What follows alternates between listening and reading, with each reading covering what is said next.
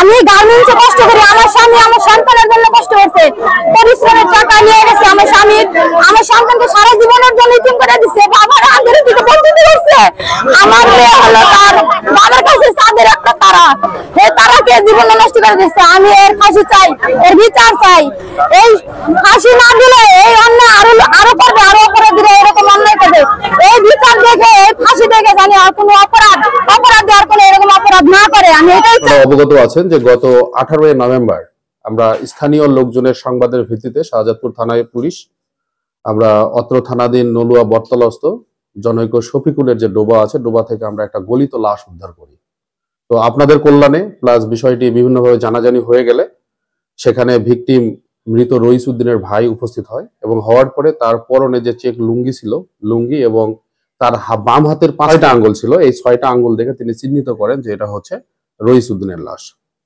তো আমরা রইস উদ্দিনের পরিবারের সঙ্গে কথা বলে যেটা জানতে পেরেছি যে মৃত রইস উদ্দিন একজন পেশায় লোহারি দোকান যেটা বলে, তার প্রথম বউ মারা যাওয়ার পরে তিনি দ্বিতীয় বিবাহ করেন, কিন্তু 2016 বা 17 সালের দিকে তার দ্বিতীয় বউ তাকে তালাক দিয়ে চলে যায়। তারপর থেকে তিনি একাই থাকতেন, তিনি একাই রান্না বান্না করতেন এবং একাই খাওয়া দাওয়া করতেন। তিনি প্রতিদিন সকাল 6টার দিকে দোকানে আসতেন, আসার পরে দোকান খুলতেন, তারপরে রাত 10টার দিকে তিনি দোকান বন্ধ করে বাসায় চলে যেতেন, তার ভাড়া বাসায়। তো 3 নভেম্বর তিনি সকাল 6টার সময় এসে দোকান খোলেন, তারপরে গভীর রাত হয়ে গেল এবং তিনি আর বাড়িতে ফিরে যান না। পরের দিন সকালবেলা লোকজন যখন এসে দেখে যে আসলে রইস উদ্দিন দোকান খুলে নাই কেন, তখন দেখা গেল যে তার দোকান তালাবদ্ধ।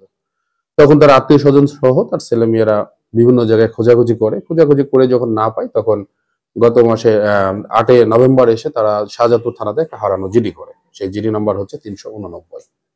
এরপরে যখন আমরা রইসের গলিত লাশ উদ্ধার করলাম, তারপরে তার বড় সন্তান দুলাল শাহজাদপুর থানায় এসে অজ্ঞাতনামা আসামিদেরকে আসামি করে একটি হত্যা মামলা দায়ের করেন।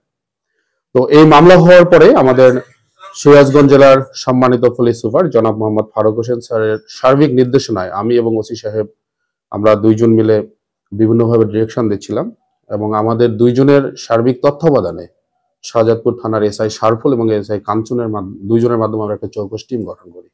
আমরা তথ্য প্রযুক্তির সহায়তায় এই ক্লুলেস মামলার সঙ্গে কারা জড়িত হত্যাকাণ্ডের সঙ্গে তাদেরকে আমরা ডিটেক্ট করি এবং গতকাল বিকাল 3 ঘটিকায় এসআই শারফুল এবং এসআই কাঞ্চন তারা অত্র থানাধীন নলু এলাকায় অভিযান পরিচালনা করে অত্র ঘটনার সহিত জড়িত মোহাম্মদ মামুন পিতা আজিজ মন্ডল, গ্রাম হচ্ছে নলুয়া, এবং মোহাম্মদ জয়নাল শেখ পিতা রানু শেখ, সাং যুগ্নিদহ পশ্চিমপাড়া, দুইজনেরই থানা হচ্ছে শাহজাদপুর, জেলা সিরাজগঞ্জ, তাদেরকে আমরা গ্রেপ্তার করি।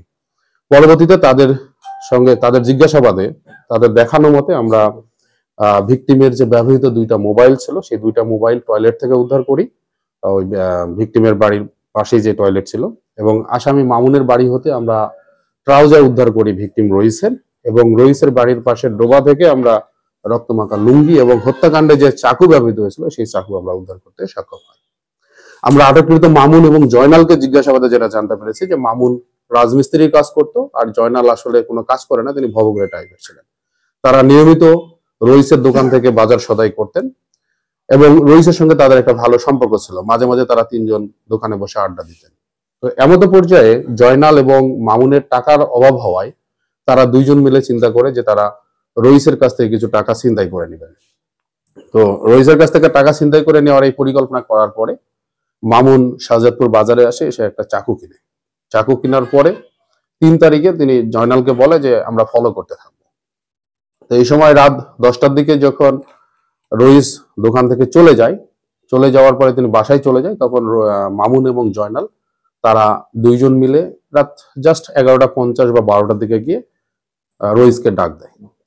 রইসকে ডাক দিলে রইস তখন বাইরে বের হয়ে আসা মাত্র জয়নাল তাকে মানে 5 কোলা করে ধরে ফেলে সে মাটিতে পড়ে যায়। তখন মামুন তার হাতে যে চাকু ছিল এই চাকু দিয়ে এসে তার গলা কেটে তাকে হত্যা করে। গলা কেটে হত্যা করার পরে যেহেতু তারা টাকার জন্য এই কাজটা করছিল এবং মামুন জানতো যে রইসের কাছে 16,000 টাকা আছে, তখন মামুন তার ঘরের মধ্যে যায়, যে ঘরের মধ্যে যে তোষক আছে তোষকের নিচ থেকে 16,000 টাকা নিয়ে নেয়। নেওয়ার পরে যেহেতু সেখানে জবাই করে ফেলছে, তখন সঙ্গে সঙ্গে তারা পরিষ্কার করার পরে সে মোবাইল এবং ওই যে রক্ত যেটা ছিল এটা নিজে টয়লেটের মধ্যে ফেলে দেয়, এবং লাশটা যেহেতু ওখানে থাকলে জানাজানি হবে এই জন্য তারা লাশটা একটা বস্তার মধ্যে ঢোকায় জয়নালের সহায়তায়। বস্তার মধ্যে ঢোকানোর পরে তারা লাশটা কাঁধে করে নিয়ে এসে ওই যে শফিকুলের যে ডোবা, অর্থাৎ আমরা যেখান থেকে লাশ উদ্ধার করছি সেখানে পানির মধ্যে ডুবাই ফেলে। ডুবানোর পরে তারা রাস্তায় আসে, আসার পরে যে 16,000 টাকা ছিল, জয়নালকে সে 6,000 টাকা দেয় এবং মামুন নিজে 10,000 টাকা নিয়ে বাড়ি চলে যায়।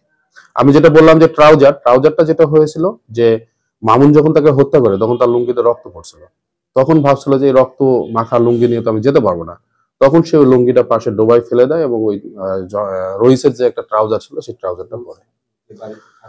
তো এরপরে তারা আসার মানে টাকা ভাগাভাগি করার পরে যে যার মতো করে তারা তাদের মতো স্বাভাবিক জীবনযাপন করতেছিল।